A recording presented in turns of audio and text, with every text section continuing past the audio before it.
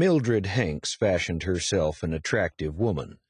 Standing at just a tad over 6 foot, her slender, almost underweight figure was always adorned in designer dresses and business suits, her longer-than-normal feet always displayed in spiked boots, normally black. She had a tendency to wear an overabundance of makeup and gaudy jewelry that did absolutely nothing to enhance her short, dyed red hair. She had a habit of frequenting the local tanning salon to the point where her skin had taken on somewhat of a bronze, leathery appearance.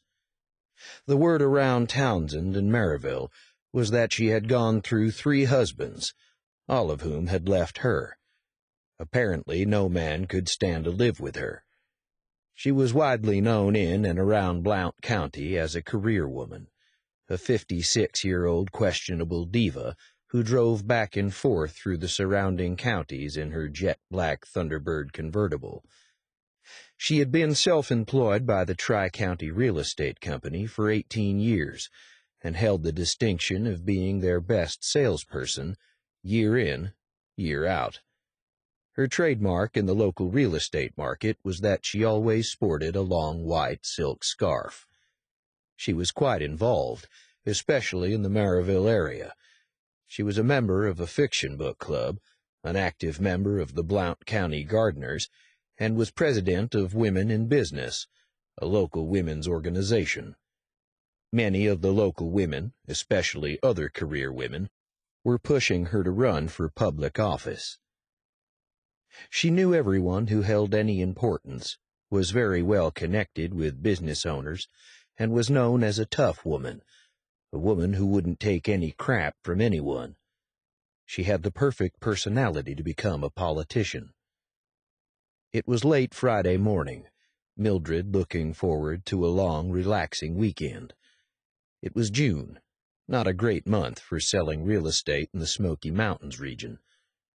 The month was practically over, and the tote board in Tri-County's office displayed a big, fat 0 next to her name. She had experienced bad months in the past, but this was the worst in some time.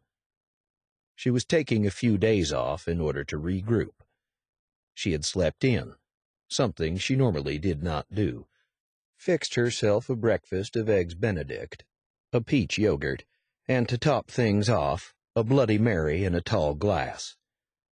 Later on in the afternoon she was planning on driving over to the Laurel Hills Country Club in Townsend to lounge leisurely by the pool and hobnob with some of Blount County's wealthier residents.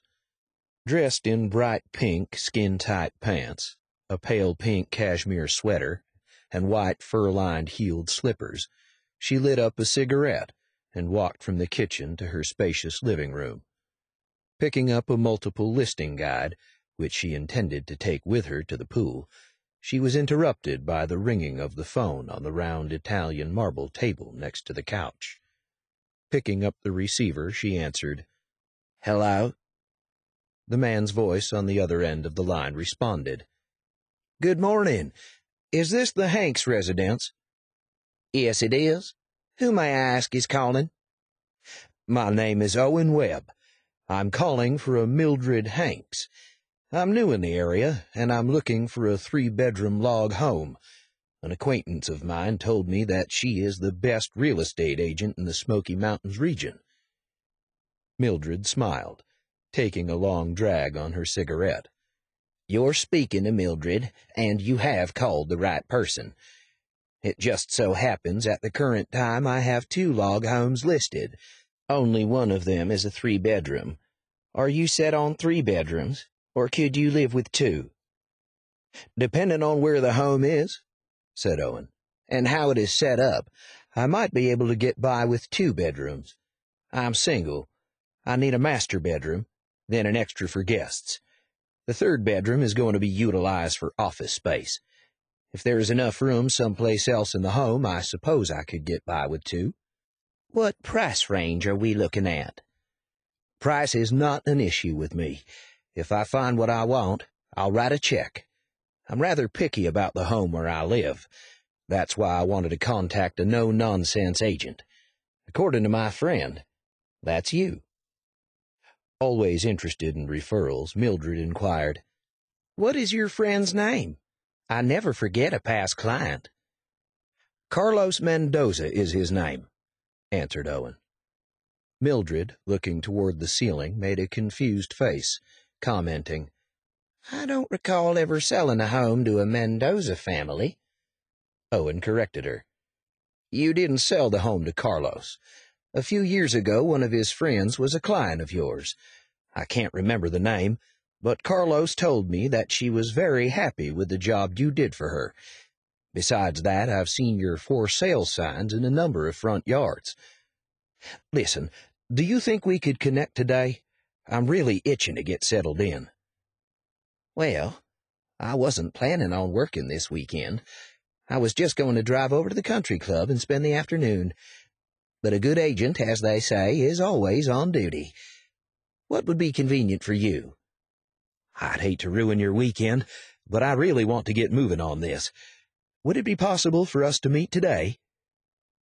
Before Mildred could respond, Owen explained, "I thought that maybe we could knock out two birds with one stone. I also heard from time to time you have fox terrier pups for sale. I had a fox terrier when I was a young boy growing up. He was a great pet. I've always wanted to get another one, but with my moving around, I just thought it wouldn't be fair to the dog. Now that I'm ready to settle down, I think I'd like to get one." There was silence on the line for a moment. Then Owen asked, "Would you happen to have any available pups at this time?" Mildred walked to her couch and sat. Flicking the ashes from her cigarette into a black onyx ashtray, she answered, "It must be your lucky day. I just got a new litter 8 weeks ago. I've got 4 males and 2 females. What did you have in mind?" "I'm looking for a male." Mildred perked up at the prospect of selling a pup, especially to a potential real estate client who said he was ready to write a check if she could find him the right house. Apparently money was not a problem for Owen Webb. "Mr. Webb, my terriers are the best in the state, and because of that they are not cheap. I normally sell them for $800. However, if we can come to an agreement on a property, I might be able to work out a deal. A win-win situation for both of us." "Sounds good," said Owen. "How about if we hook up later? Maybe I could drop by your home and see the pups. I'm really anxious to get one." "Yes, I think we can get together today. Where would you be coming from?" "Gatlinburg. I'm currently staying over in Gatlinburg." "All right. What say we meet at my home in about 2 hours? Would that suit you?" "Yes, it would. Now how do I get to your place?" Mildred thought for a brief moment, then gave directions. "Take Route 73 out of Gatlinburg until you come to Townsend, where you'll take a ride onto the Lamar-Alexander Parkway. Go through town and continue going toward Maryville. About 5 miles on the right, you'll see a road called Cold Spring. Take a right and go for about a half-mile until you get to the old Chillowy Road. Go right, and about a quarter of a mile down, you'll see my place. You can't miss it. It's kind of out of the way. It's a big white house with 4 pillars in front and a large stone 3-tier fountain in the center of a circular drive. If you get lost, you have my number." "I think I'll be able to locate you. Thank you for taking the time to see me today. I'm sure there are other things you'd much rather be doing." "It's my pleasure, Mr. Webb. I'm looking forward to meeting you. See you when you get here." "I'm heading out the door when I hang up. See you in a few." Hanging up the phone, Mildred stubbed out her smoke, sat back on the couch and smiled, then stood, realizing she needed to get moving. Aside from fixing her hair and making herself a little more presentable, she had to go out back and get the pups, clean them up, and get the kitchen blocked off where she would place them. Maybe if she had some time left before Mr. Webb arrived, she'd make some iced tea. Between the possible sale of one of the pups and a log home, this would turn out to be a very profitable weekend. She wondered who it was that told him about her dogs. It really didn't matter. A sale was a sale. Walking through a back porch area, she grabbed a long white smock and a pair of rubber boots. She kicked off her slippers and donned the boots and the coat. Proceeding across her large backyard down a cobblestone pathway flanked by short dwarf pines, she entered a secluded wooded area, then a barn that had seen its better days. Once inside the old building, she wrinkled her nose at the smell of old urine and waste matter as she placed a protective mask over her mouth and nose and slipped on a pair of plastic gloves. A number of dogs in wire cages began to bark when she walked toward the rear of the barn. "Shut the hell up!" The dogs went quiet. They knew of the violence they would suffer for not obeying. In a corner stall, she approached a wire cage on the ground where 6 small pups cuddled next to each other. She kicked a half-empty water bowl out of the way, bent down and opened the cage door. Picking up the pups roughly, she examined each one, tossing the females to the side like they were worthless. One of the 4 males had a severe rash on its stomach. Pushing him to the side, she commented, "Well, you're not worth a crap." She took the remaining 3 males and walked back to the front of the barn where she placed them in a round metal tub. Next, she dumped a bucket of cold water over the pups and then lathered them up with some household soap.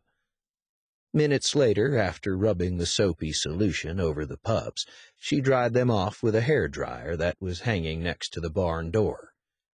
Placing them inside a cage, she returned to the house and placed the 3 pups on the kitchen floor, which was barricaded by a 1x6 that she leaned across the doorway. She placed a nice comfortable rug, dish of cold water, and some dog toys on the floor for looks, then went to the large downstairs bath, where she ran a brush through her hair and spritzed a shot of her favorite perfume lightly across her body.